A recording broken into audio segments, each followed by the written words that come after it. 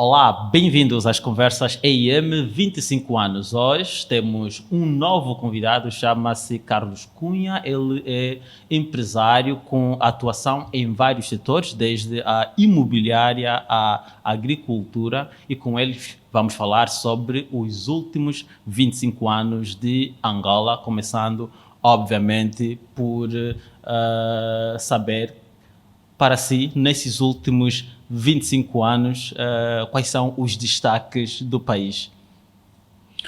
Bom, muito obrigado pela oportunidade, muito obrigado, Economia e Mercado. Eu acho que os 25 anos estão, de certa forma, colados aos 25 anos de paz, não é? Nós temos paz há 22 anos. Sim. Desde 22 de 2 de 2002. Temos paz há 22 anos. Portanto, os 25 anos têm quase que uma colagem com esse time. Eu acho que os 25 anos caracterizaram-se por logo no pós-guerra. Sim. O país viveu momentos de um boom empresarial significativo. O país deixou de ter aqueles custos brutais que tinha com a atividade militar, deixou de se temer o crescimento, porque já não havia estruturalmente a figura da destruição dos novos investimentos, e passou-se por um boom extremamente positivo, assinalável. Angola crescia a 2 dígitos e, digamos que até 2014, Angola viveu momentos de grande crescimento. Para isso contribuiu o aumento da liquidez, para isso contribuiu, digamos, um momento de esperança que se abateu sobre todos os investidores internos e externos, e vivemos momentos extremamente interessantes no domínio do crescimento empresarial, do desenvolvimento económico. A fartura é normalmente um mau indicador. Eu às vezes dizia à minha mãe: por que tu compras tão poucas coisas de cada vez? E ela dizia-me: quando há demais já descontrolo. Foi o que aconteceu connosco. Houve fartura, e atrás da fartura implantaram-se uma série de procedimentos irregulares que estamos a pagar hoje. Agigantamos a dívida externa, concebemos uma economia muito à volta do petrodólar, a petróleo, a dólar, A importação. Olhou-se pouco para dentro. Este país olhou pouco para dentro.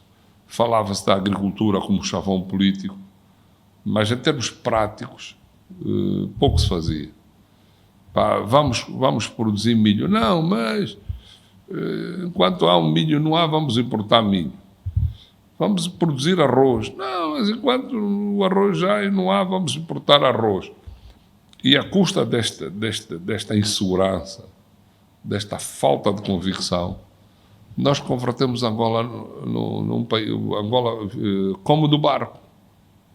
Nós comemos do barco. E este é, quanto a mim, o maior problema que se vive no país. O petróleo estava em alta, estava bem pago, havia dinheiro, os custos com a guerra reduziram, precisamos de comer, venha a comida de onde tiver que vir. Obras feitas a correr, sem a ponderação necessária, com imperativos políticos a predominar, e lançamos o país numa confusão. Eu acho que o país foi lançado numa grande confusão. A corrupção disparou para níveis assustadores, a corrupção baixou para níveis assustadores, a eficácia de fazer coisas reduziu muito, porque a corrupção e a eficácia não se dão bem. Um empurra o outro para trás, esbanjou-se muito dinheiro, e a partir de certa altura sente-se um acautelar dessas situações, mas com todo um passivo difícil de contornar. As pessoas, grande parte dos players são os mesmos, não é? E foi muito difícil, está a ser muito difícil dar-se a volta às coisas, não é? Quando fala desses players que são os mesmos, quem são esses players? São os políticos empresários? São os empresários focados única e exclusivamente no negócio? Ou quem são efetivamente os temos players? uma liderança do país diferente. Eu acho que não estaria a fazer nenhum favor se dissesse que hoje, em termos de liderança, se conheceram inovações, né? Há princípios que foram implantados, que provocaram algumas interrupções de algumas práticas do passado, mas uma nação não se faz com um líder ou com uma dúzia de líderes. Uma nação faz com todos os filhos que constituem a nação, né? Nós somos 34 milhões. E há práticas que não basta que uma dúzia de pessoas as mude, né? É preciso que a nação mude. A nação trazia uma determinada dinâmica e a agravar a isso. Houve um corte gigantesco a partir de 2014, houve um corte gigantesco nas receitas do país. O país vive hoje com um produto interno bruto que é quase 1/3 do que tínhamos em 2014. O petróleo chegou a baixar para 1/3 do valor, a produção baixou igualmente. Angola estava em 2014 com 1.820.000 barris. Hoje estamos com 1 milhão. Tivemos uma redução de quase 80% da produção petrolífera. Aconteceram duas coisas. Baixou o petróleo. Baixou o preço. E baixou o preço. Não. Por um lado. Por outro lado, de 2014 a 2024, aconteceu o fenómeno mais complicado que nós temos, que é o fenómeno demográfico, não é? Nós aumentamos a população líquida em 3,33%. Então, em 10 anos, a população subiu de 24 para 34 milhões. As receitas reduziram. E o preço do petróleo reduziu. Então, coloca a atual liderança do país desafios muito complicados. A atual liderança do país está a viver momentos difíceis. Mas sempre se fez negócio nesta ou na liderança anterior? E o Carlos Cunha é um homem de negócios também, que começou há bastante tempo. Por exemplo, o que é que era fazer negócio no período de guerra? O que é que era fazer negócio no período do boom econômico pós-guerra? E o que é fazer negócio hoje, neste contexto que acaba de descrever, que é de enorme dificuldade e completamente diferente do anterior, portanto, do pós-guerra de 2002, de 2014. Não, nós vivemos 3 momentos. Vivemos um momento de guerra. Sim. Marcado por um grande investimento bélico, dificuldade de expandirmos, e durante aqueles anos uma parte do orçamento do país era absorvido pela guerra. Ok? Depois vivemos o período do encanto, que foi 2002, foram mais ou menos 12 anos, a 2014. Esse período foi o período do encanto. Desculpa o termo, usar um termo muito popular, o período da desbunda. Há muito dinheiro. Então, esse período do encanto, gastou-se mais, esbanjou-se, fizeram-se más opções, maus negócios, agigantamos o papel da corrupção e vivemos mais de 12 anos. E desse período para cá, estamos a ver o terceiro momento, que é quando se gasta mais do que se deve, depois é preciso pagar. Os recursos diminuíram drasticamente e a dívida aumentou. O que é que se passa hoje? Hoje não. O que é que se passa dos últimos anos? O Orçamento Geral do Estado tem que dispor de 60% do orçamento para o serviço da dívida. 60% do Orçamento do Estado é para o serviço da dívida. O nosso problema não é dívida. O problema da Angola não é dívida, é o serviço da dívida. Portugal é um país 14 vezes e meia mais pequeno do que nós e tem uma dívida 6 vezes superior à nossa. O nosso problema não é dívida, é o serviço da dívida, é a incidência da dívida num curto prazo de reembolso. Portanto, primeiro momento, dinheiros gastos com uma guerra fratricida. Segundo momento, o momento do boom, que leva as pessoas ao delírio e a uma série de erros. O terceiro momento, a liderança está a viver com menos recursos, um custo muito alto de se pagar o deslumbrar do segundo período, e é um período muito difícil. Eu estava a perguntar, ou perguntei, como é que viveu estes 3 momentos enquanto homem de negócios e, portanto, ter, por exemplo, iniciado empreendimentos num período em que o país estava em guerra, depois teve outro período, diria que é o deslumbramento, né, se me permite o termo, e agora este, como é que... No período da guerra nós não fazíamos quase nada. O que é que se fazia? Estávamos muito confinados. Eu, na altura, tive que me associar a uma empresa, quando eu criei a Maxi, criei a Maxi com a Teixeira Duarte. Chegamos a ser o maior distribuidor de alimentos do país. Nós vendíamos quase 100 milhões de dólares na altura. Foi o que nos permitiu fazer daí para a frente. Com a eclosão da guerra, eu achei que devia desligar-me da Maxi, com quem tenho as melhores relações, dos meus acionistas, e fui dedicar-me à agricultura. Foram momentos muito bons, mas feitos com muita dificuldade, sempre muito atropelado, porque as prioridades agrícolas eram políticas, não eram de facto. Fomos crescendo, eu estou na agricultura há 20 anos, da Paz para cá decidimos nos envolver na agricultura e fizemos alguns negócios imobiliários. A imobiliária estava boa, vendia-se bem, alugava-se bem, e temos hoje investimentos que fizemos em 2009, investimentos bem-sucedidos, e temos hoje uma boa carteira de imobiliária em nossa posse. Foi o que foi possível fazer. Há uma diferença de linguagem entre os políticos e os empresários. Os empresários e até a população em geral entram em pânico quando ouvem falar de especulação. Especulação é assim o demónio das pessoas. Não. Isso é uma forma... A definição económica de especulação é a subida indiscriminada dos preços. A especulação tem efeitos perversos, mas também tem bons aspectos. Se não tem havido a especulação, muitos setores não teriam corrido, não teriam crescido.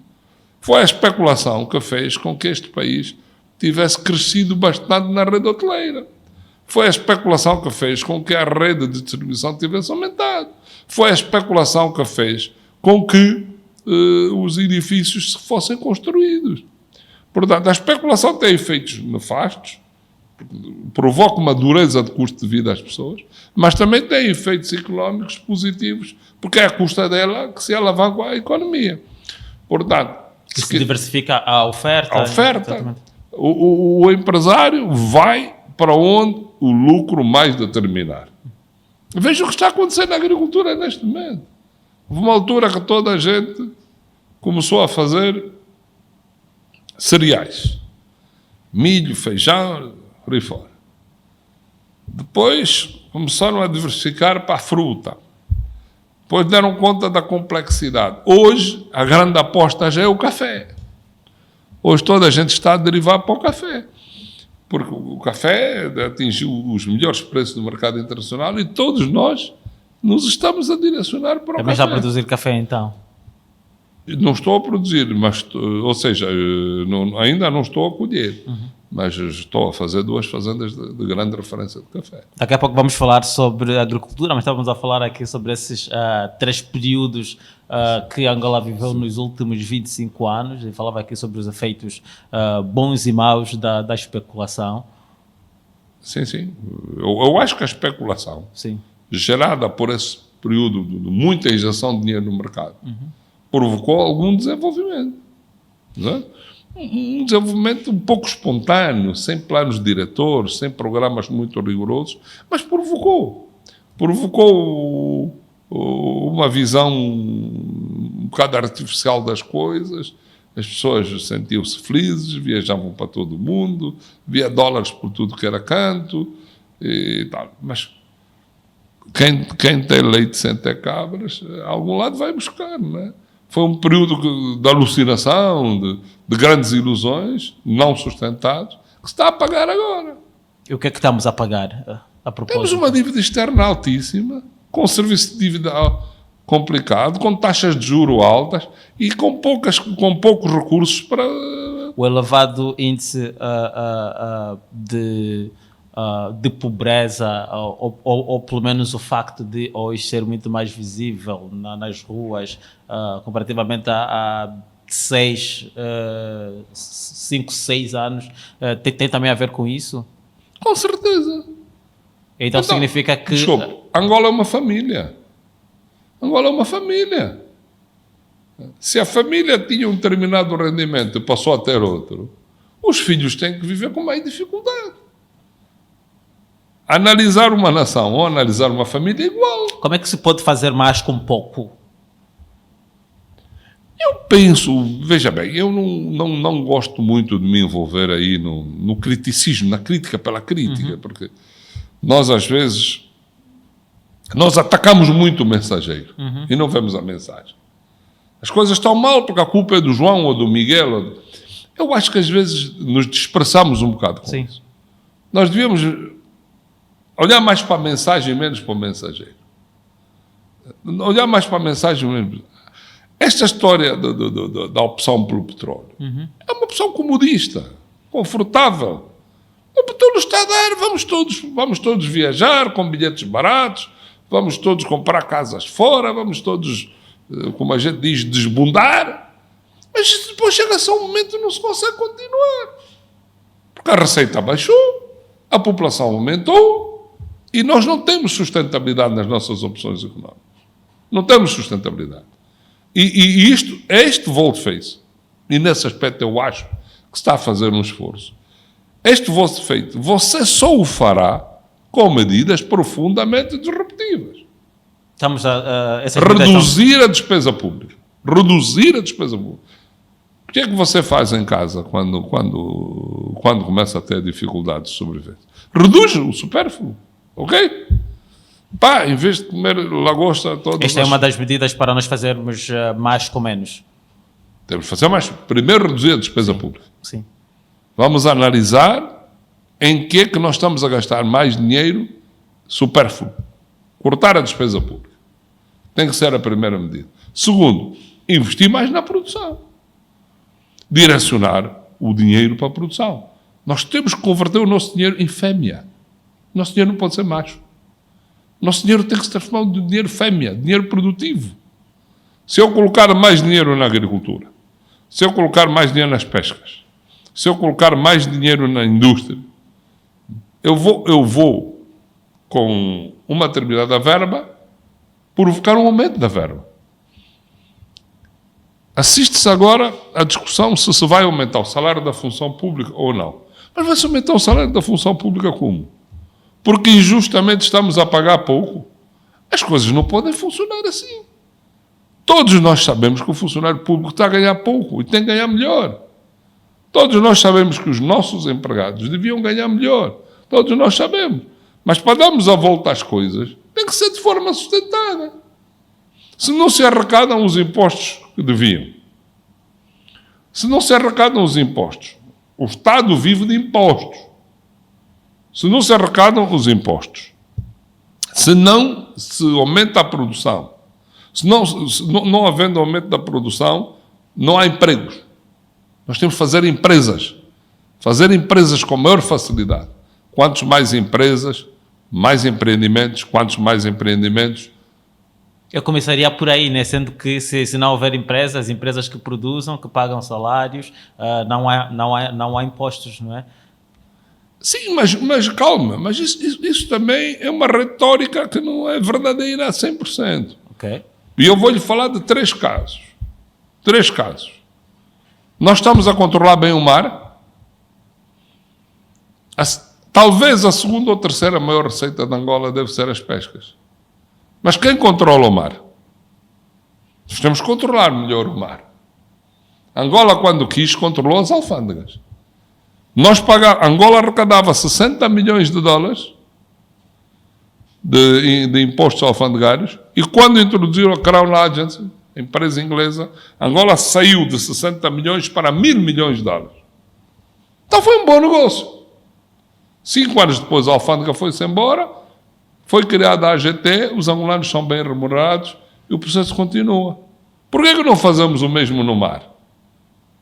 As receitas que nós temos provenientes das pescas são suficientes? Condizem com o que se faz? Quero ver outro exemplo. As fronteiras do Congo. As fronteiras da RDC. É normal transitarem nas nossas fronteiras 300, 400 caminhões numa semana. Que controle é que nós temos sobre isso? Que é que adiantou produzir? Que é que adiantou produzir e exportar se depois ninguém controla a saída dos produtos? Eu não estou aqui a defender que o produto tem que ser taxado, não é isso. O sonho de uma nação é exportar. Mas a divisa tem que entrar no país. Se você tem a fronteira completamente escancarada, entregues a pessoas com salários mal pagos, como é que você vai controlar a economia? O que é que adianta aumentar a produção agrícola? O que é que adianta aumentar a produção industrial? Se depois você não tem um circuito de controle. Estamos a falar basicamente de uma ausência de instituições fortes, que é um problema nosso cá no país. Nós não controlamos o que produzimos. Angola já produz muita coisa. Mas se as coisas saem pela fronteira e ninguém controla, não há nada a fazer. Mas sabe-se que as coisas saem pelas fronteiras e ninguém controla, isso remete para aquilo que eu estava a falar há pouco tempo. Não, que é a o produto quando sair tem que entrar dólar. Para você ter divisas para tratar de outras coisas. Nós estamos com um fundo cambial perfeitamente por baixo. Estamos sem recursos cambiais. Porque as divisas não entram. Estamos a viver só de petróleo. Não temos que andar atrás do empresário para pagar imposto, não sei o quê, essa paranoia. Não. Temos que andar o empresário que colocar um caminhão de cimento na República Democrática do Congo, ele tem que provar que o dinheiro entrou em Angola. Para você ter fundo cambial. Nós já somos autônomos em muitas coisas. Nós estamos a produzir pouco mais de 30% da nossa capacidade de cerveja, de refrigerantes. Estamos a produzir 20 e tal % do cimento. Temos uma capacidade enorme em muitos setores. Mas o dinheiro tem que entrar. O dinheiro tem que entrar. Se os recursos cambiais ficam lá fora, você não tem como controlar a situação. Quer alavancar uma economia, você precisa de dinheiro. E a pergunta que o senhor me fez foi, com o pouco que temos, o que fazer? Eu digo-lhe, reduzir a despesa pública e controlar o pouco que se produz. Se você não reduz a despesa pública e não controla os cambiais resultantes da exportação, então não adianta aumentar a produção. Porque toda a produção que se aumentar vai parar à mão de terceiros e nunca vai entrar no orçamento cambial do país. E é verdade que também há os casos de andarmos a importar para depois exportar? Não, o presidente Samora Machel tinha uma frase que ele dizia que temos que acabar com a indústria da aperta-parafusos. Nós temos em Angola muitas indústrias que dependem quase em exclusivo da importação. O país devia privilegiar a transformação integrada. Há indústrias que dependem quase em absoluto da importação. Isso é um ciclo que tem que se complementar. São coisas que têm que acontecer, mas tem que se injetar dinheiro. Vamos dar aqui vários exemplos. Podemos dar aqui vários exemplos. Vamos dar o exemplo do açúcar. Uhum. Está a entrar agora açúcar. Para contrabalançar a baixa de produção que Angola tem. Estima-se que Angola consuma para cima de 300 mil toneladas de açúcar e, nos melhores anos, a Biocon produzirá 120 mil toneladas. Então, você tem que importar 180 mil toneladas, ok? Agora, tem algum controlo sobre o açúcar que se importa? Ele é transacionado em Angola? A 100%. O açúcar que nós produzimos é transacionado em Angola a 100%. Não estaremos a servir de um corredor de repasse das nossas mercadorias? O açúcar que quer sair para a República do Congo pode sair, devemos aplaudir, mas as divisas têm que entrar. Isso é um sistema. Sabe-se que agora que a alfândega está a instalar os scanners. Parece que a Angola comprou 50 scanners. Então, vamos instalar os scanners, vamos controlar. Porque o problema está aí. Há certos axiomas que a gente aos 18, 19 anos acredita, mas aos quase 70 anos a gente já não acredita. Nós não podemos viver de verdades absolutas. Quais são as verdades em que deixou de acreditar? É quase tudo. Por exemplo? O que é que adianta você produzir se depois você não é capaz de controlar o retorno cambial das mercadorias? É um. Quero ver outro exemplo. A educação. O que é que adianta você formar a juventude?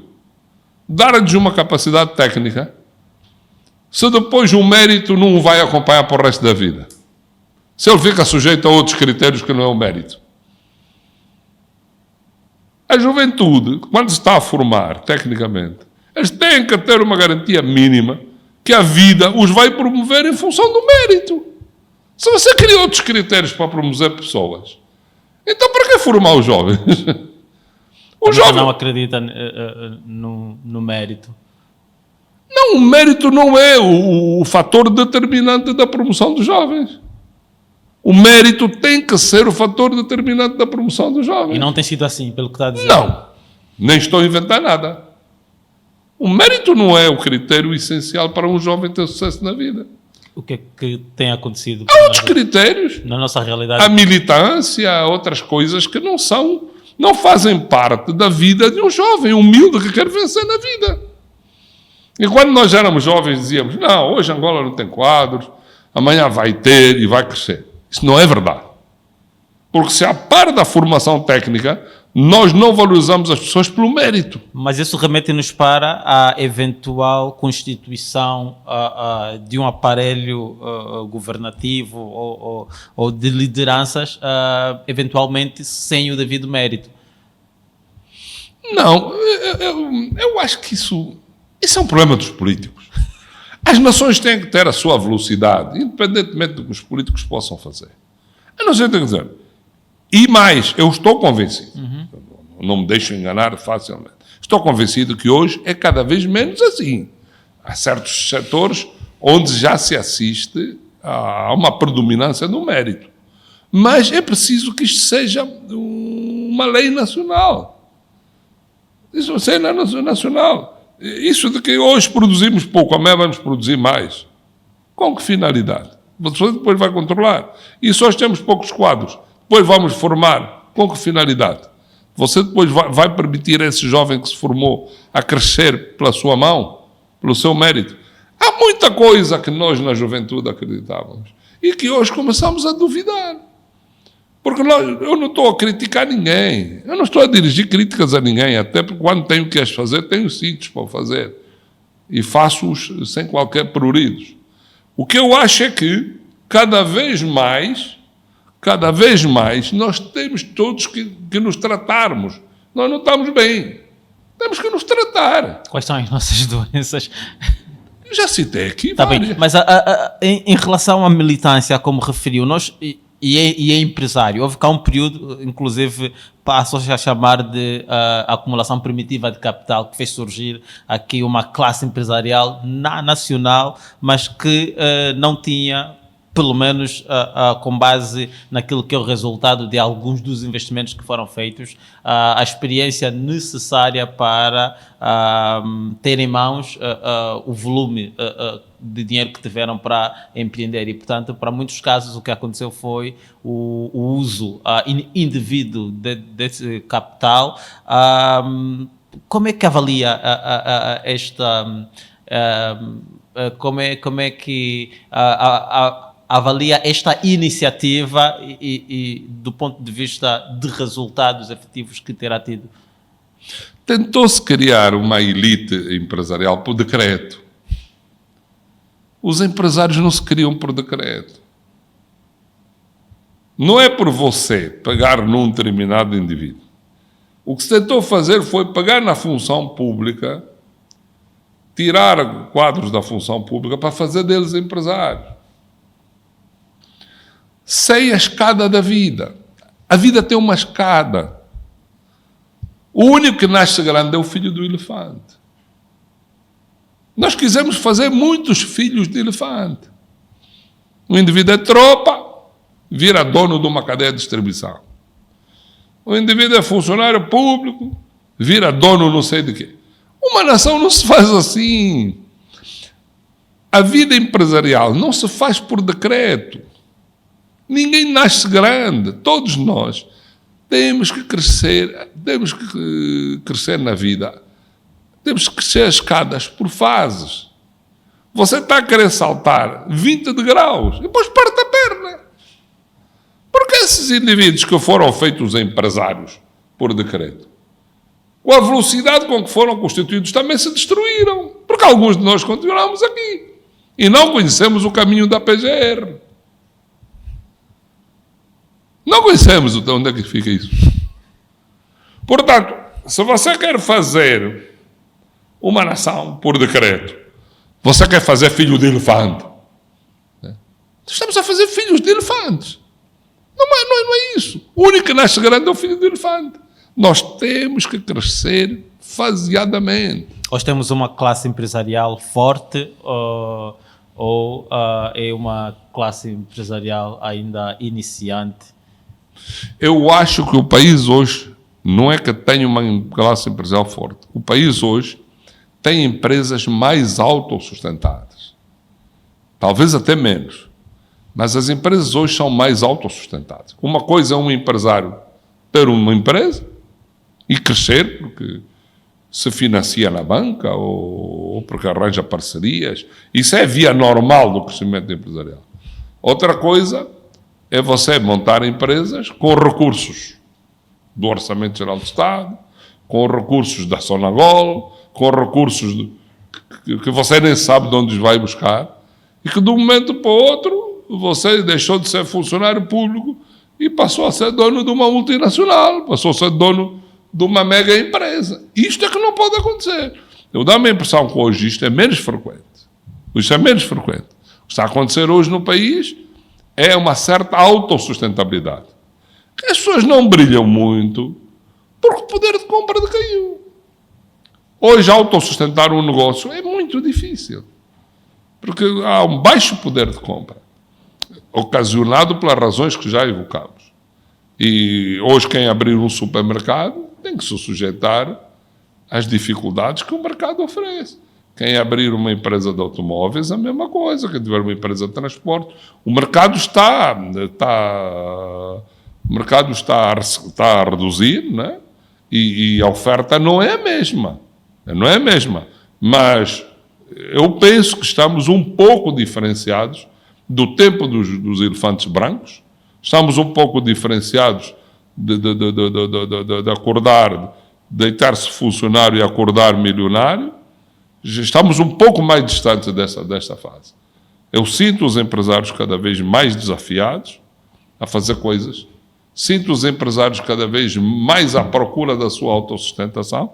E todos nós aprendemos um bocado. E há mais diálogo entre os empresários e a liderança política. Sei que esteve, por exemplo, à frente da coordenação do GTE, que é o Grupo Técnico Empresarial, de 2019 a 2020.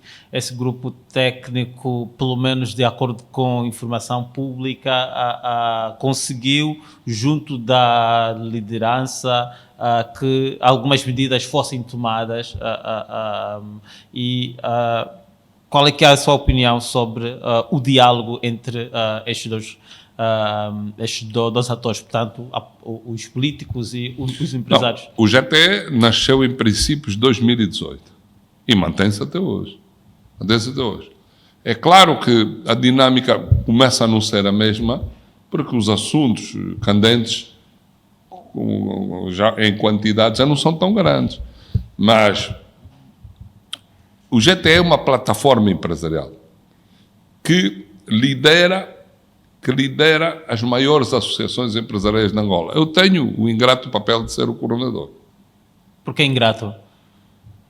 Porque não é uma função confortável. Eu costumo dizer que os empresários nas suas empresas são pequenos líderes, são pequenos reis. Está a ver? E eles depois unem-se e criam o líder da associação. E o coordenador do GTE tem que ser o líder desses líderes. Então, coordenar o GTE é uma função ingrata, porque são pessoas muito capazes, muito atiradas para a frente, mas são pessoas com personalidade, às vezes, muito forte, alguma dificuldade de ceder ao consenso, mas temos conseguido manter a unidade mínima necessária. Nós somos os responsáveis por grande parte das medidas que o Executivo implementou. A nossa relação com o Executivo é uma relação boa, pode-se considerar, já foi melhor, mas neste momento continua boa. Nós tivemos na transformação do IVA, nós tivemos na implementação do imposto de selo, nós tivemos na aprovação da pauta aduaneira, nós tivemos na aprovação de grande parte das medidas. Hoje, em Angola, um agricultor para importar equipamentos para a sua fazenda paga 0 de impostos.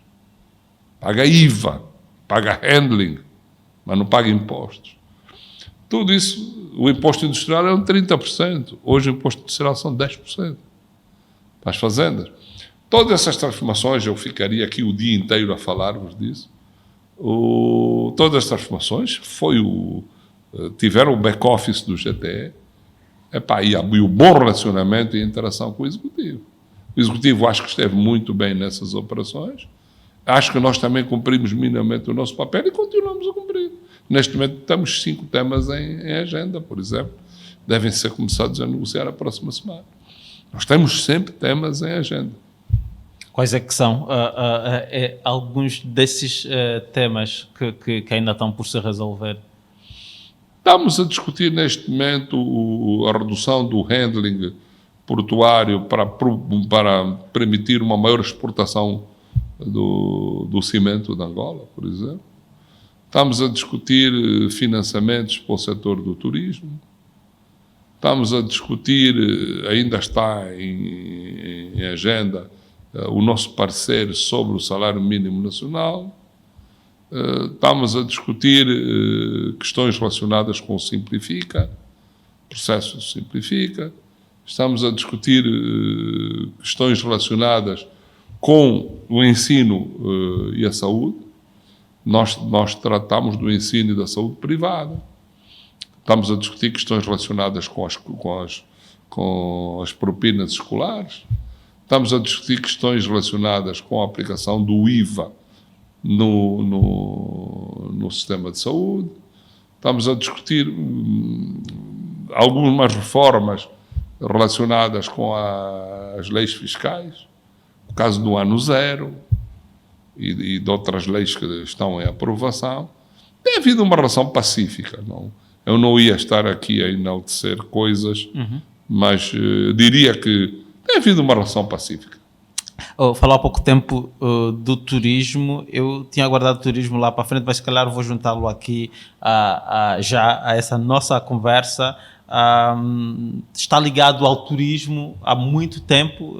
Referi logo no início que foi consultor de 2 ministros do turismo e também está ligado aqui à cultura, nomeadamente com uma empresa que promove eventos culturais e várias outras ações ligadas a esse setor. 25 anos passados, qual é que é a avaliação que faz sobre esse setor? Houve avanços? Eu penso que no domínio do turismo não houve grandes avanços. Não houve grandes avanços porque isto não é um problema que se possa responsabilizar pessoas. Mas não houve grandes avanços porque ainda não descobrimos o turismo ou os métodos para avançarmos? O turismo depende de uma folha A4. Nós não tínhamos abertura ao mundo. Só há poucos meses, 3, 4 meses, é que nós aprovamos a liberalização de algumas nacionalidades entrarem cá sem a chamada carta de chamada. Éramos praticamente o único país do mundo que exigia uma carta de chamada para uma pessoa entrar em Angola. Ok? Há tempos o Presidente da República fez uma intervenção sobre o turismo. Ele foi mal entendido. Eu percebi o que ele quis dizer, mas eu acho que ele foi mal entendido. O Presidente chegou a dizer que as estradas não eram determinantes para se fazer o turismo. Pronto, pagaram nisso e pronto, a estrada não é precisa. Pronto, nós hoje temos um bocado esta capacidade fértil de olhar para o mensageiro e não para a mensagem. O que se quis dizer, penso eu, foi que há muito tipo de turismo. O turismo da aventura, está a ver? O turismo cinegético, o turismo de casa, o ecoturismo, está a ver? O turismo paisagístico, o agroturismo, são conceitos que se podem desenvolver sem grandes exigências de estradas. O que se quis dizer foi isso. O indivíduo que quiser visitar a Palanca Negra, o indivíduo que quiser visitar a Palanca Negra no nosso parque, na Cangandala, o indivíduo que quiser visitar os nossos elefantes na reserva do Okavango, quem quiser visitar no Rio Cuvo os hipopótamos, eu acho que o grande propósito, o grande foco dele é esse. Quer ver os animais. Quer ver os animais. A estrada tem que estar o melhor possível. Mas não é porque haja um troço ou outro menos bom que ele deixa de vir. São pessoas que estão habituadas a isso. Eu diria que a estrada é importante, mas não é determinante. É importante. E isto é o princípio da galinha e do ovo. Muitas vezes não se melhora a estrada porque não há o acesso, porque não há fluxo. Quando o fluxo continuar a acontecer, os próprios privados, os próprios empreendedores de cada local fazem as suas estradas. As estradas de acesso para as nossas fazendas. Os últimos 40, 50 quilómetros, nós é que as fazemos. No tempo colonial, grande parte das estradas terciárias, que hoje são chamadas estradas municipais, eram feitas pelas fazendas. Quando o interesse económico se instalar, isto vai acontecer. É claro que isto não tem nada a ver com a ponte do Mucoso que partiu, ou com a ponte do Longa. São casos que são da responsabilidade pública. Mas eu acho que o líder, quando tentou falar da estrada, ele tentou dizer isto. Há géneros do turismo em que a estrada não é determinada. Mas falou há pouco tempo que o turismo não avançou muito. Durante o período, por exemplo, em que foi consultor... Durante o período da guerra não era possível. Certo. Durante em que... E daí para a frente, eu acho que a grande mola, a grande embreagem do sistema era o visto. Com a liberalização dos vistos, os números Mas foram criados, ou foi criado pelo menos o Plano Nacional de Desenvolvimento do Turismo, que contemplava a construção de polos turísticos, vamos falar do polo do Cabo Ledo, o polo... Angola tem o Plano Diretor de Turismo, tem o PDT. Sim. Se alguma coisa está feita em termos de planos diretores, é o turismo. Está aqui a falar com uma pessoa que participou dele. Então, por que é que não se faz nada? Não, o plano diretor ou por que é que se faz pouco? Porque mas o plano diretor de turismo é um instrumento. Né? Não é por haver uma Bíblia que todos os religiosos se portam bem. O plano diretor de turismo é uma Bíblia. Mas depois tem que haver os executores. Está bem? Plano diretor. Angola tem dois instrumentos fundamentais.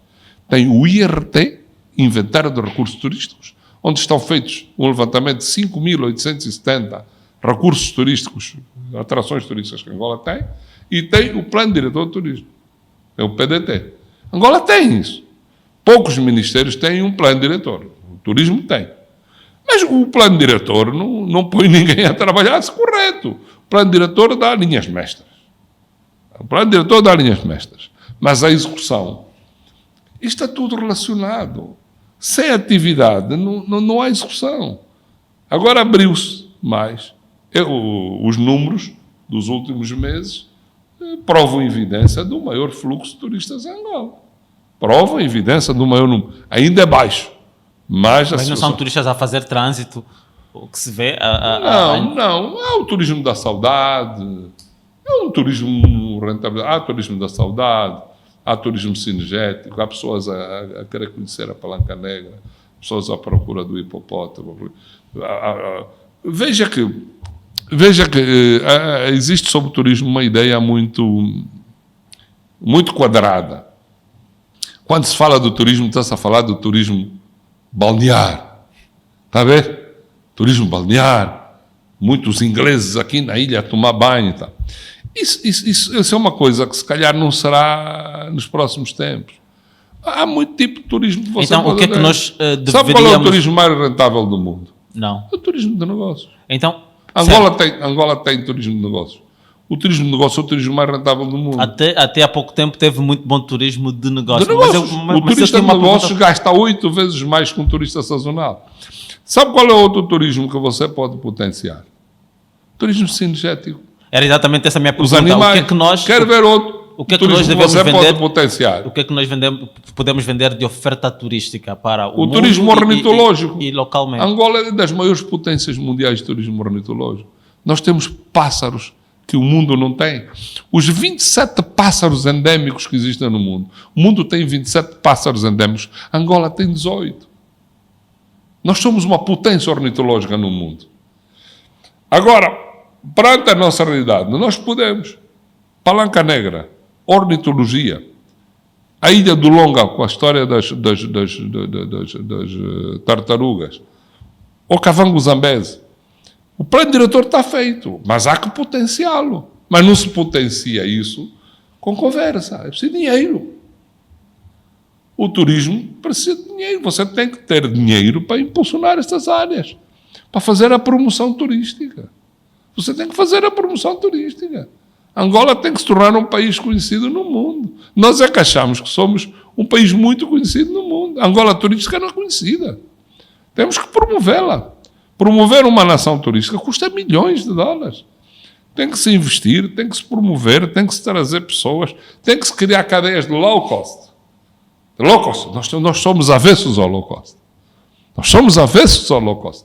Você tem que criar rotas baratas para as pessoas chegarem a Luanda. Você não pode ter uma rota Luanda, Lisboa-Luanda, que é das rotas mais caras do mundo. Você tem que ter rotas low cost. Para o turista chegar aqui, com menos dinheiro, você nem tem que subvencionar as viagens enquanto você estiver em fase de promoção.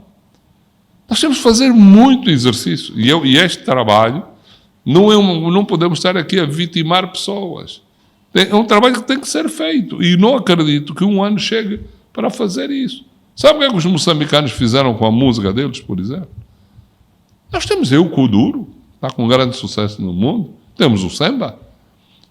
São produtos que nós temos que lhe dar roupagem. Temos que os perfumar. Sabe o que é que os moçambicanos fizeram? A determinado momento, o ministro Sumbuana, que é para mim uma sumidade de ministros em África, o ministro Sumbuana, quando deu conta que não conseguia atrair turistas com a marrabenta. A marrabenta é uma música que é pouco atrativa para a atração dos turistas.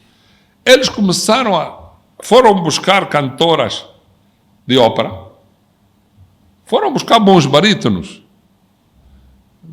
As mulheres normalmente não são tenores, são barítonos. Foram buscar barítonos, foram buscar homens tenores e começaram a cantar a marrabenta numa ótica de ópera. Porque precisavam da ópera para chegar ao ouvido do norueguês, que depois ia lá aos elefantes. O turismo exige muita inteligência, muito golpe de rim, muita sabedoria. E nós temos que trabalhar esses dossiês. Neste momento, o turismo, sem desprimor de ninguém, acho que o turismo esteve a ser bem liderado. O ministro Sassante fez algumas inovações, eu acho, positivas. Neste momento está lá um jovem, que é uma pessoa muito inovadora também. Eu acredito que ele vai apostar nisso. As prioridades para o turismo, no meu entender, seriam formação profissional. Nós temos que ter uma escola profissional a funcionar em condições. É uma área que você tem que formar pessoas. Tem que formar.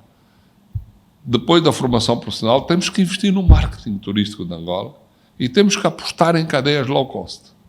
Luanda está longe do dinheiro. Angola está longe do dinheiro. Nós estamos muito longe do sítio onde há o dinheiro. Estamos longe dos Estados Unidos, estamos longe dos países nórdicos, estamos longe da Europa. Então tem que se estudar este fenómeno. O único que nós temos aqui próximo são os sul-africanos. Os únicos que nós temos aqui próximos são os sul-africanos. No tempo colonial, quando se fez o Hotel Panorama, há onde reparar que o Hotel Panorama tinha 2 parques ao lado. Sabem porquê? Grande parte dos turistas sul-africanos vinham com as suas roulotes. E nós chamávamos de turista da banana. Porque eles só compravam banana. Portanto, nós temos que trazer para aqui turistas que agreguem valor. Temos que trazer turistas que agreguem valor. Já pensou o que é nós irmos buscar turistas brasileiros, por exemplo? O Brasil tem hoje para cima de 10 milhões de habitantes negros bem-sucedidos na vida. Cantores, jogadores de futebol, homens do desporto. E essa gente bem-sucedida quer conhecer Angola, quer conhecer as suas origens. Porque eles querem conhecer Nigéria e Angola, porque não terão na cabeça a sua origem. Está o turismo histórico. O turismo histórico é o único no mundo que não tem concorrência. Promover o turismo histórico. A Batalha de Cuito Carnaval só se deu em Angola. Você, para vir à Batalha do Cuito Carnaval, só pode ir em Angola. Turismo histórico não tem concorrência. Usar os portugueses e promover o turismo histórico ligado à realidade colonial portuguesa. Ir conhecer onde esteve o Paulo Dias de Novaes, por onde esteve o Diogo Cão. Ir explorar o ritual ao Zé do Telhado. Zé do Telhado não era angolano. Zé do Telhado roubava os ricos para dar aos pobres. Eu, por acaso, não sei quem era. O Rei do Telhado é venerado pelas nossas populações em Malães. É história para uma próxima conversa. Roubava os ricos para dar aos pobres. Chegou a Angola, roubou os ricos para dar aos pobres. E ele hoje é venerado na região de Malães. Então, é um foco turístico que só há em Angola. Não tem concorrência. Vamos explorar o Zé do Telhado. Vamos explorar a Rainha Ginga. Vamos ao monumento da Rainha Ginga, do Zingambandi. Vamos explorar estas situações. E assim vamos explorar Massangano. Está a ver? Porque são sítios que só há em Angola. Palanca Negra é só nossa. Palanca Negra é gigante. Há 11 países que têm Palanca Negra. Mas gigante só nós é que temos. Então, vamos explorar os fatores únicos do turismo. E em pouco tempo nós damos a volta a isso. E a questão do turismo interno, como é que acha que se pode promover? Nenhum país vive de turismo interno. Quando se fala do turismo, é sempre internacional. O turismo interno é uma alavanca do outro. Nenhum país se autossustenta com o turismo interno. O turismo social só pode sobreviver com subvenção. O turismo social, o turismo é uma fórmula de turismo interno subsidiado. O turismo interno não é um desafio para uma nação. O turismo interno impulsiona a economia, mas o que é determinado do turismo? Veja, o turismo é uma indústria de exportação. É esta a regra que falta na cabeça das pessoas. O turismo é uma indústria de exportação. Porque você presta um serviço e recebe dólar.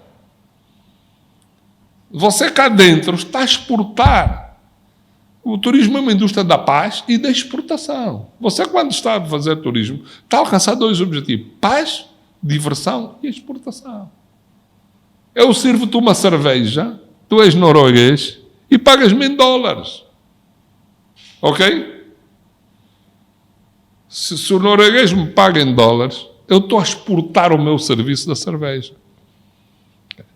Enquanto nós não olharmos para o turismo como uma indústria de exportação, estamos a deturpar os conceitos.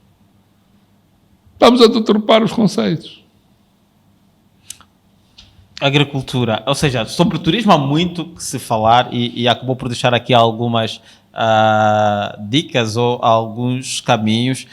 Penso que é uma conversa que não se esgota, porque há muito trabalho por se fazer ao nível do turismo e penso que a existência de mais conversas e mais debates sobre o turismo é determinante para que se consiga fazer o caminho, e o caminho faz-se caminhando. Mas passou por outras áreas. Eu, quando falei do turismo, fiz referência aqui à sua atividade ao nível da cultura, e, portanto, a cultura também é um elemento importante para o turismo, e aqui cultura barra música tem, foi responsável ou é o fundador da Casa 70. Gostava de perceber um pouco aqui da história desta empresa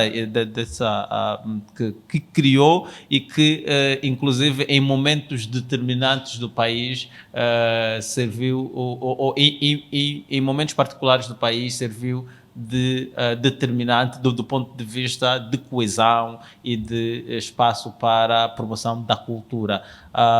Nesses últimos 25 anos, como é que avalia, portanto, a promoção da nossa cultura? Acha que ficou muito centrada só na música, ou ela tem merecido outro tipo de atenção?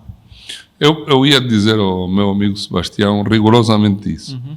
Eu não gosto muito, acho que estaríamos a valorizar demais a Casa 70 se a convertêssemos num espaço de cultura.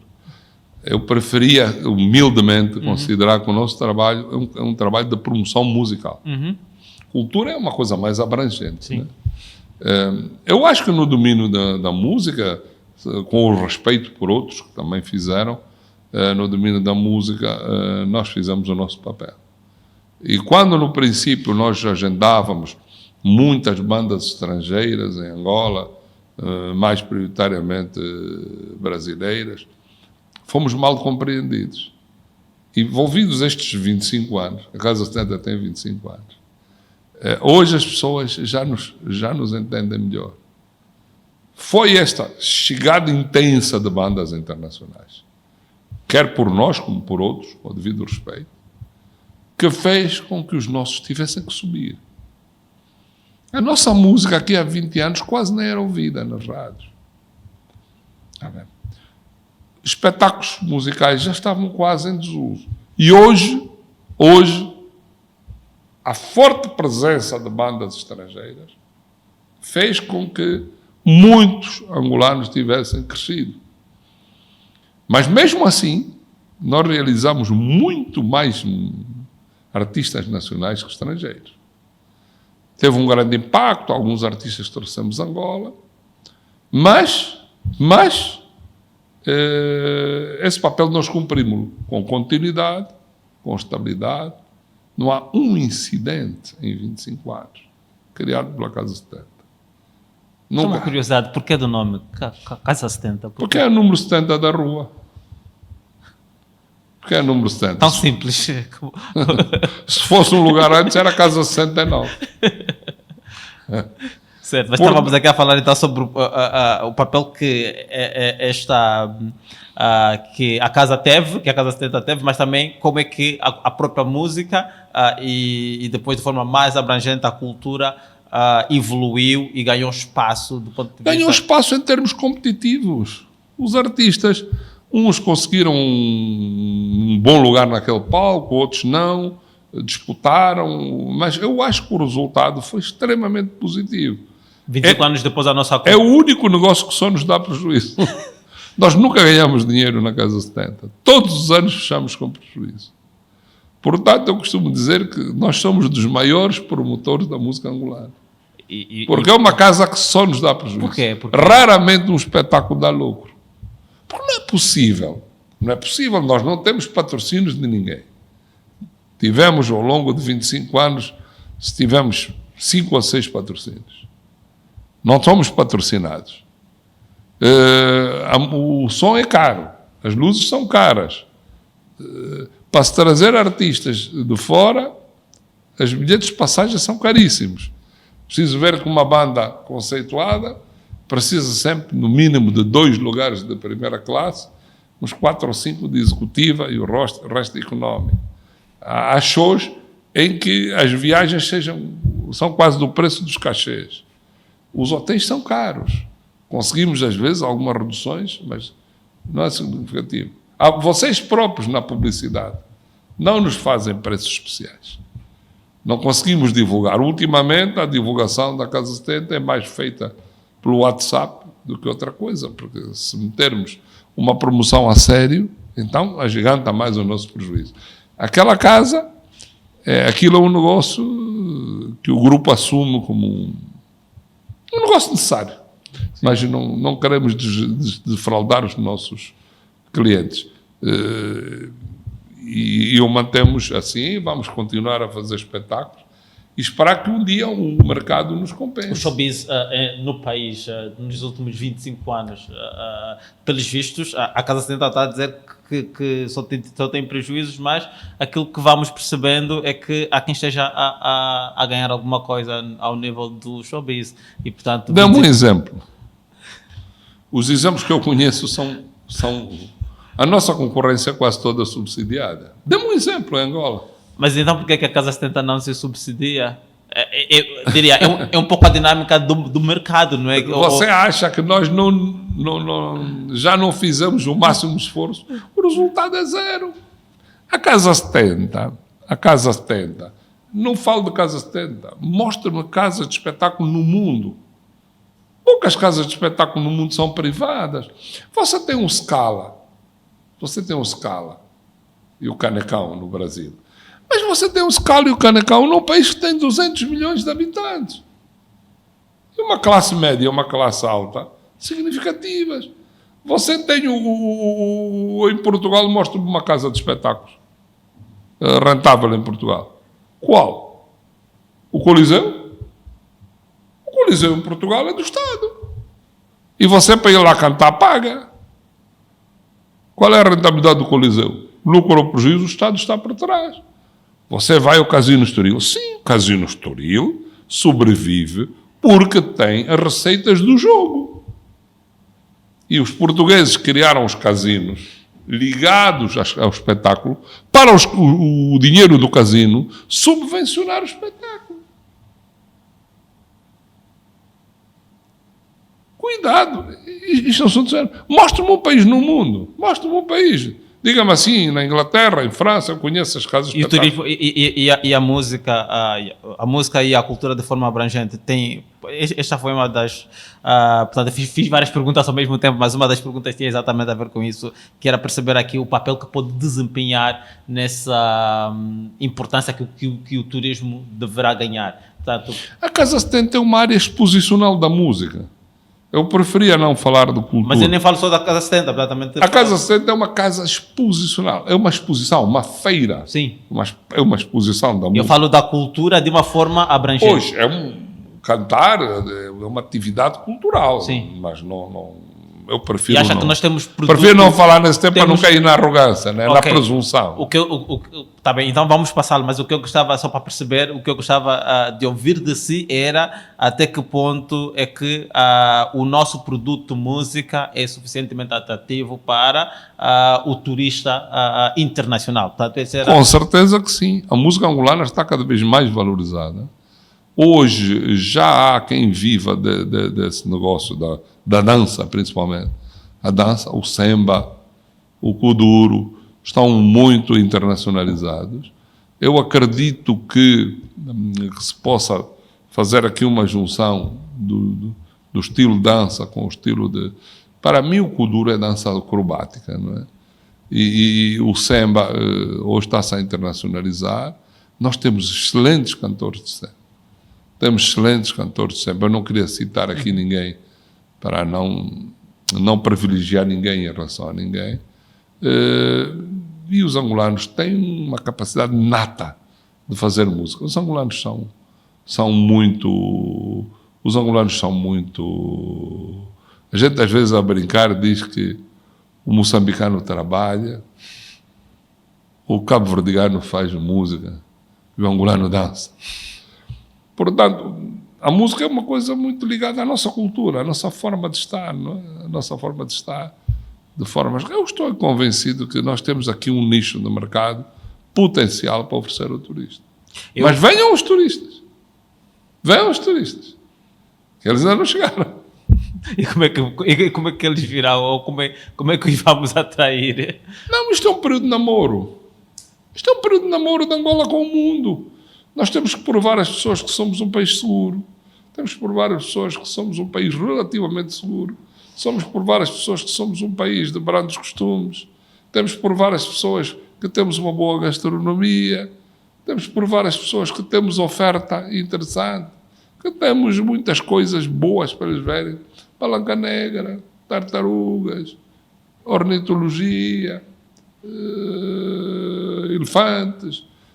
A fauna Isso tem custos. E a flora. Isso tem custos altos. Mas nós continuaríamos aqui a falar mais tempo, durante muito mais tempo, sobre o turismo, mas há vários outros tópicos que eu não gostaria de deixar de fora. Já falámos um pouco sobre a agricultura, investe nesse setor há 20 anos, pelo menos, e aquilo que se ouvia até há pouco tempo é que a agricultura, ou investir na agricultura, era uma forma romântica de envelhecer, mas o que disse no início mostra completamente o contrário, que é o facto de observar-se um movimento de novos empresários e investidores nacionais e eventualmente estrangeiros no setor da agricultura, portanto, a navegarem aqui em que tipo de cultura que vão apostar, dependendo também da procura interna. Como é que avalia o setor da agricultura e qual é que é o futuro, tendo em conta o facto de o país ainda ser altamente dependente das exportações para se alimentar? E disse no início que nós comemos do barco. É assim, eu não estou na agricultura há 20 anos. Nós somos uma família que está ligada à agricultura há 100 anos. Estamos ligados à agricultura há 100 anos. Já fizemos agricultura em escala, noutras paragens. Citar aqui o meu avô, o Amadeu Teixeira da Cunha, que foi o dono da fazenda Tari, né? Que pela sua dimensão foi a fazenda que no 27 de maio alojou os prisioneiros políticos, porque nós tínhamos na altura a melhor infraestrutura para receber aquela gente toda, né? Portanto, essa fazenda foi fundada pelo meu avô em 1921. Portanto, nós estamos na agricultura há 103 anos. Há 20 anos estou eu, o neto. Meu pai foi agricultor, um agricultor de menor dimensão que o pai dele. E eu hoje estou na agricultura há 20 anos. Portanto, a mim nasceram os dentes nas fazendas. Eu não estou a dar com as fazendas agora porque é moda. Estamos nesse setor há mais de 100 anos. Mas estas coisas, este negócio da agricultura é um negócio geracional, tem alguma influência. Não é determinante, mas é um fator importante, é um negócio geracional. Eu acredito que Angola não tem muitas alternativas para arrancar definitivamente para o seu crescimento, se esse país não se converter num país eminentemente rural. Angola tem que ser um país agrícola. Esse é o caminho mais seguro, mais rápido, mais fácil de nós conhecermos o desenvolvimento. Independentemente de outros fatores, a agricultura é a aposta mais séria, mais rápida e mais simples que nós podemos fazer. Acredito profundamente na agricultura empresarial, acredito profundamente na agricultura em escala, mas, neste momento, uma grande parte da produção ainda é feita pelos camponeses. Os camponeses têm que sair da chamada agricultura familiar ou agricultura de subsistência, têm que ser melhor organizados em cooperativas, têm que se criar modelos de apoio cooperativistas para darmos uma maior oportunidade aos camponeses, mas a agricultura empresarial é aquela que nos pode dar respostas a curto prazo. Fernando Pacheco foi o nosso primeiro entrevistado nesse espaço Conversas EIM, e quando Fernando Pacheco é agrônomo, o Carlos Cunha o conhece muito bem, e quando falou sobre a agricultura acabou por dividi-la em duas fases, sendo que uma fase posterior a 2017 e outra fase, perdão, uma fase, exatamente, e a outra fase anterior a 2017, sendo que a partir de 2017 ela ganhou peso político. Acha que a agricultura, de facto, hoje tem o maior peso político? E se sim, até que ponto é que esse peso político está a ajudar a mudar aqui o paradigma do ponto de vista de desenvolvimento desse setor? Eu tenho o maior respeito pelo engenheiro Pacheco, aliás, somos parentes, e subscrevo integralmente o que ele disse. A agricultura, a partir de 2017, conheceu algumas vantagens. Uma delas é aquela que o Pacheco falou, que hoje nós temos um presidente agricultor, com alguma experiência, não é daqueles agricultores de decreto. Ele, quando chegou a presidente, já era agricultor com alguma dimensão, e tem conhecimentos que nos têm ajudado, foi o primeiro fator que ele citou. Acredito também que o associativismo, a união do associativismo tem ajudado muito na agropecuária. O único setor que está constituído da base ao topo, com uma federação a sério, é o setor pecuário, a FENACUB. Hoje nós temos muitos associados, acho que à volta de 1.500 associados organizados em federação. A APA, a Associação Agropecuária, tem tido um papel também muito importante. Hoje é uma estrutura coesa, com gente nova, que tem dado um grande incremento a isto. Portanto, liderança, associativismo e alguma vontade política. Neste momento estamos a viver alguma vontade política. Alguns problemas, mas enquanto há homens tem que haver problemas. Mas eu acho que o país está a viver de 2017 para cá um realismo em relação à agricultura completamente diferente. Aliás, já o referi. Isso associado ao ambiente de negócio, como é que avalia, do ponto de vista geral, aqui a situação do ambiente de negócio no país? Não está bem. Não está bem. Eu tenho um compromisso com a verdade nestas coisas. O ambiente de negócio não está bem. Porque depois, o que é que se passa? A agricultura é terra. O acesso à terra está muito dificultado. Hoje o acesso à terra depende de uma autoridade tradicional. Para ser primário, para se ter acesso à terra, tem que se passar para a autoridade tradicional. Ora, um desafio empresarial com esta dimensão não devia depender estruturalmente de um parecer primário. Porque, no fundo, quem atribui a terra é o SOBA. Porque a partir do momento em que o SOBA deu um parecer positivo, daí para frente, ele está assegurado. Com o maior respeito, quem conhece a minha relação com os SOBAs sabe que eu tenho um grande respeito por eles. Mas eles não têm o conhecimento, o savoir-faire, a universalidade de conceitos, para poder ajuizar se o investidor deve comprar terra ou não. O Estado tem que assumir cada vez mais o seu papel e usar as autoridades tradicionais apenas para testar se na localidade há conflitos de terra ou não. Ok? Portanto, esse é o maior handicap. Em relação ao acesso ao crédito, já foi pior, mas ainda está muito burocratizado. Hoje há mecanismos mais modernos de se fazer isso. Por exemplo, georreferenciação das terras. Também tem dificuldades de receber crédito? Quem não tem? Quem não tem? Mas tem muitas garantias, é uma coisa... Sim, temos garantias, mas o problema é que as estruturas que têm que financiar não têm recursos, a maior parte das vezes. A maior parte das vezes não tem recursos. Afinal, os bancos estão sem dinheiro, é isso? Não, pelo menos o banco mais vocacionado tem tido algumas dificuldades. Nós sentimos uma boa vontade dos bancos. Hoje já há bancos a vir até connosco a perguntar se precisamos de apoio.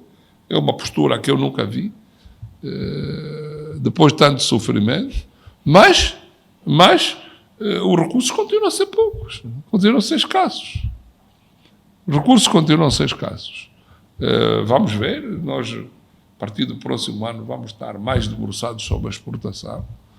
Vamos agora à maior feira do mundo, que é Make Fruit, na Itália, em Roma, onde iremos assinar os primeiros contratos para a exportação de fruta.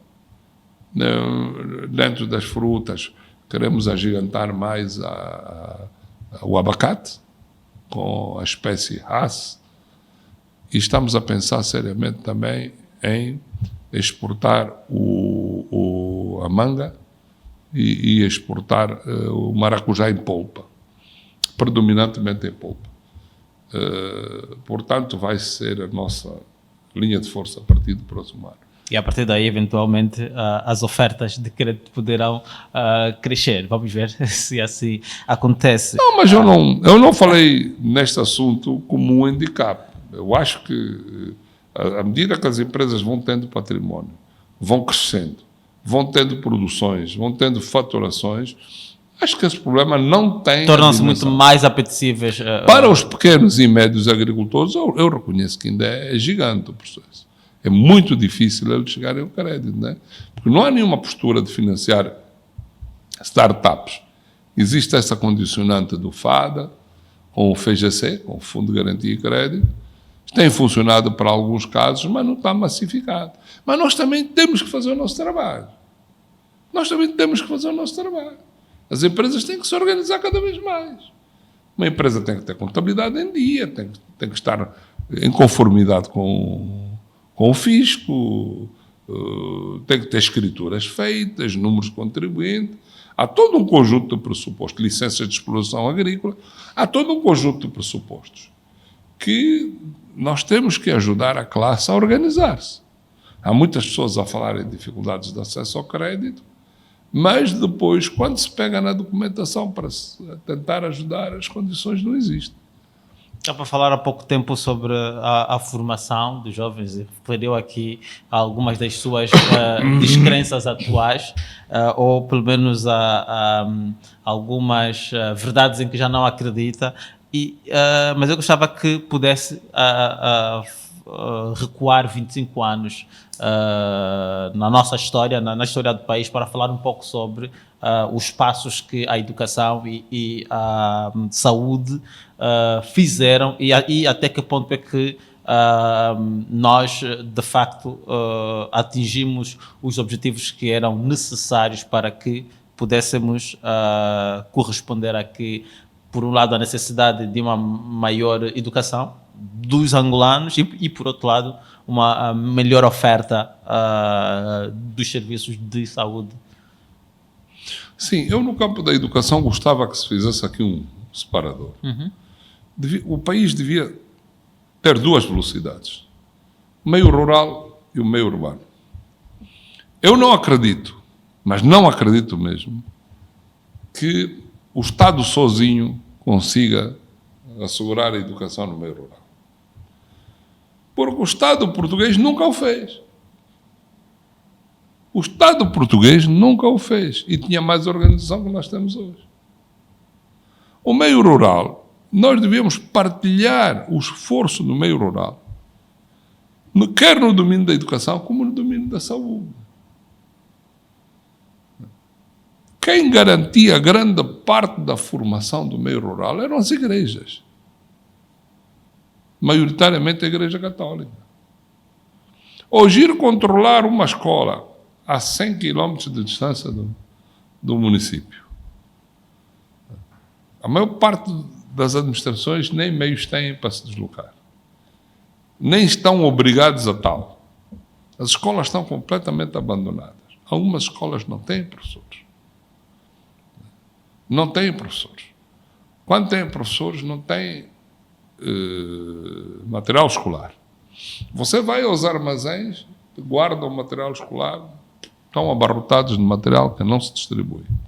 Outra parte do material escolar está nas praças. Isto tem 50 anos. Este procedimento tem 50 anos, quase. Nós temos que criar um mecanismo de melhorar isso. A desorganização está velha. Não, é a bandalha total. É o debrouillez-vous. A escola no meio rural devia ser partilhada com as igrejas mais organizadas. deviam ajudar a organizar os processos. O mesmo se passa com a saúde. Eu hoje estou muito ligado ao passado. Eu normalmente não falo do passado. Os 5 ou 6 maiores hospitais que havia em Angola no tempo antigo eram privados. Hospital do Bonga, hospital daquilo. Esses do Volga, desses hospitais, eram privados, eram das igrejas. Hospitais das igrejas, que davam grandes soluções. Você tem que partilhar com as organizações sociais a saúde e a educação. E a organização dos camponeses. E mesmo a saúde e a educação tem que partilhar com os empresários âncora. O país tem que escolher empresários âncora. O empresário que faz a estrada, que apoia a escola, que apoia a saúde, que apoia isto e aquilo. Esse empresário deve ser eleito empresário âncora. E deve ser dotado de recursos mínimos para ele manter a vida nas comunidades. Eu não queria estar aqui a entrar em propagandas pessoais. Não queria. Mas nós hoje pintamos a escola, pintamos o posto médico, pagamos um enfermeiro ao posto médico, só tinha um enfermeiro, pagamos o segundo. Só tinha um professor, pagamos o segundo. Arranjamos a estrada. Transportamos os trabalhadores de autocarros velhos, que a gente vai às empresas de autocarro que nos dão. A gente de 2 faz um, de 3 faz um, recupera. Então, tem que se fomentar essa postura do empresário âncora. Que ele, com 5 a 10% dos recursos, ele vai fazer. Não me venham com essa treta de que não há dinheiro para fazer escolas. Não me venham com essa treta. Vamos voltar ao low cost. Se uma escola custa o equivalente a 120, a 150 milhões de quadros, se há pouco dinheiro, vamos criar uma escola por 25 milhões de quadros. Com o dinheiro de uma, vamos fazer 6. O que é que você faz em sua casa? Quando tem menos dinheiro? Compra um peixe mais barato. Ou não é assim? Compra uma carne mais barata. Por isso é que a coxa chegou onde chegou. Não é? Por isso é que a caboenha é o peixe mais consumido em Angola. Porque é o mais barato. A coxa é a carne mais barata. Isso que o povo faz em casa com o seu estômago, isso que o povo faz em casa com o seu estômago, é o que nós temos que fazer com o Orçamento Geral do Estado. Se o orçamento não está gordo, você faz muito com menos dinheiro. Faz uma escola de eucalipto e chapa. E adobo. Mas a escola fica feita. É melhor que deixar a criança fora do sistema de ensino. Ok? E há casos em que o privado pode ajudar a pagar um salário de professor e um salário disso. Então vamos criar isso. Se nós não temos $40.000 por quilómetro para fazer uma estrada terciária, vamos fazer por 10. Há empresários aí que têm máquinas. Somos muitos. Chega a dizer, olha, o preço do Estado é 40, eu só te pago 10. Ele vai fazer porque ele é o primeiro beneficiário. Ele também passa lá, os carros dele também os parte. Falta-nos um pouco esta capacidade de negociar com terceiros. Negociar com as igrejas. Negociar com as organizações não governamentais. Negociar com os empresários. Não sei se é falta de humildade, se é quê. Mas falta-nos essa capacidade. Aquilo que as donas de casa fazem na sua cozinha é o mesmo que nós temos que fazer no interior. Há menos dinheiro, low cost, baixa preço, aumenta a quantidade. Mas é preciso humildade. Não é com arrogância que se negocia com as pessoas. Vai ter com o empresário, olha, você vai ficar com aquela escola. Você vai arranjar aquela estrada. Eu vou colaborar com X. Tudo o que nos derem é bom. A gente está a fazer isso sem nos darem nada. Há 25 anos, o que é que o Carlos Cunha sonhava? Eu sonhava que ia ter um país independente, politicamente, e acho que o temos. Eu sonhava que nós íamos beneficiar gigantescamente da educação e da saúde, né? Que íamos ter paz, que ia ter uma educação e uma saúde potencial, que as pessoas não iriam sofrer, tá? Eu sonhava que nós íamos ter um mundo empresarial gigante, que empregasse o maior número de pessoas, não é? Que as pessoas... o emprego é a base da vida.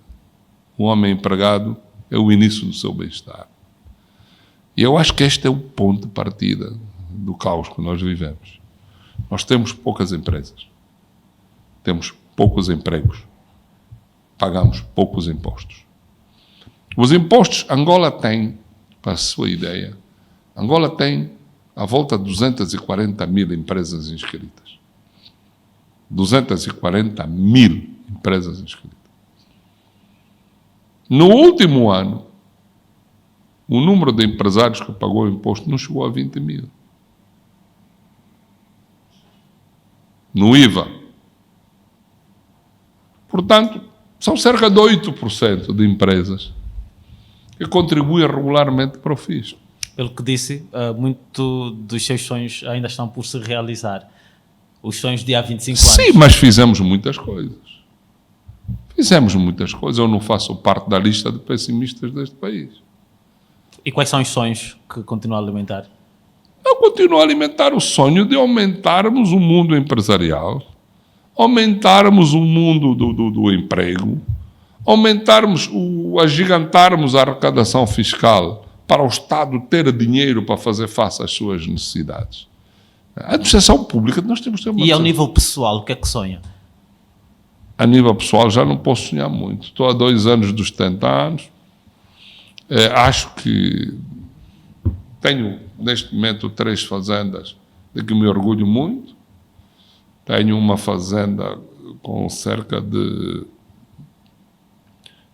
1.300 hectares de cereais, vai ficar terminada provavelmente este ano. Tenho mais de 1.000 hectares de parques, com 1.200 bois, o nosso projeto é chegar a 5.000. Tenho fruta, cerca de 1.000 hectares de fruta, 500 em produção e 500 que estamos a ampliar agora. Estamos a arrancar com um projeto de mais 1.000 hectares de café e 300 de palmar. E temos um outro projeto no EBO de mais 750 hectares. Portanto, temos a nossa área imobiliária, está consolidada, está a seguir o seu caminho. Temos uma pequena empresa que cumpre o seu papel no campo da eletrificação. Temos uma empresa pequena. Temos a Casa 70. Temos uma rede de supermercados que vamos começar a abrir agora, de cerca de 5 supermercados espalhados pelas províncias, onde iremos colocar parte da nossa produção e vamos contribuir para a distribuição. Vamos abrir o supermercado do Sumbe, de Benguela, da Huila, do Ambo e do Kwanza Norte. Este ano vamos terminar esses 5 supermercados. Temos à volta de 1.000 empregados. Pagamos salários com alguma dignidade das pessoas e somos das poucas empresas privadas em Angola que dá seguro ao trabalhador, ao cônjuge e filhos até 5 anos. Portanto, aqui em Luanda toda a gente tem estas condições. Então, sente-se realizado desse ponto de vista? Acho que não. Eu preciso de mais 2 anos de intenção. Preciso de consolidar as coisas. Nós estamos numa fase que crescemos bem, estamos numa fase que já vendemos com alguma expressão, mas precisamos de consolidar. Preciso de mais 2 anos para consolidar isto e retirar-me da fase executiva das empresas. E depois o que é que vai fazer? Sou um reformado, como os outros. Vai a gozar do turismo em Angola? Sim, eu não me sinto muito... Olha, o médico, depois da operação que fiz em Portugal, o médico deu-me 90 dias para voltar, já passou 1 ano, vou lá agora. Então eu não me sinto muito viajado, muito desafiado a viajar. Serei um reformado nas fazendas, que é o que eu mais gosto de fazer, conviver com os amigos e esperar que a natureza se encarregue do resto. Tentar manter uma saúde estável, não sonho ser rico, já não vou a tempo, e esperar que os meus filhos façam o resto. Sou pouco angolano, só tive uma mulher e 2 filhos. Portanto, esperar que a natureza trate do resto. Ainda vai tempo de ser mais angolana. Não. Se até aqui não fui, sou muito angolano em muitas coisas. Muito obrigado. Nesse domínio prefiro ser como sou. Exatamente. Uma família desestruturada é um problema. Muito obrigado, Carlos Cunha, por nos receber hoje e por termos tido a oportunidade de viajar consigo num passado recente de Angola, mas também de alimentar os sonhos e o sonho de ver a Angola melhor. Vai ficar melhor. É uma Angola rural robusta. É por aí que nós vamos. Se o campo não produz, a cidade não come. Obrigado. Amigos.